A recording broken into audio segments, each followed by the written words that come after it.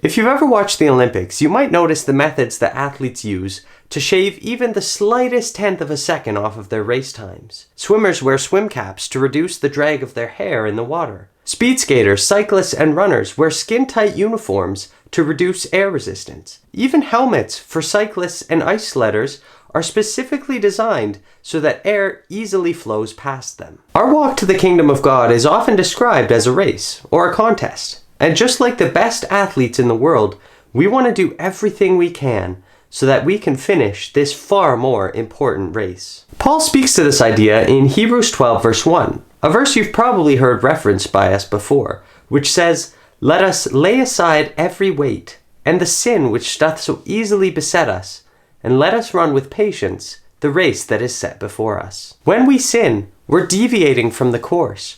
We're weighing ourselves down to slow us down. Sometimes we're even going the wrong way. So how can we lay these sins aside so that we can finish the race? The first thing we have to do is identify what's slowing or weighing us down. There's no one answer fits all. Imagine if swimmers used aerodynamic bike helmets instead of swim caps.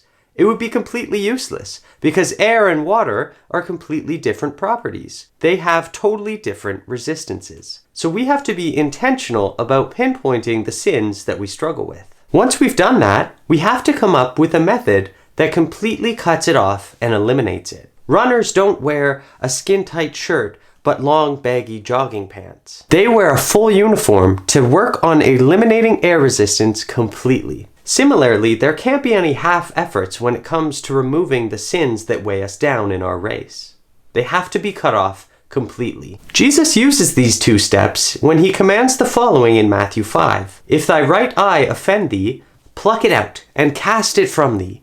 It is better that one of thy members should perish, and not that thy whole body should be cast into hell." Notice how Jesus is, 1, specific about where the problem is, your right eye, and 2, he's severe in the method in which you are to deal with it. To pluck it out and cast it away, not to cover it up or close it or just squint it a little. You have to completely get rid of it. So that's the challenge to us, to follow the commandment of Jesus that gets picked up later in Hebrews, to cast off that which offends our conscience, to lay aside the weights of sin that slow us down in our race. Only then are we able to hurdle our spiritual barriers and finish that race to the kingdom of God.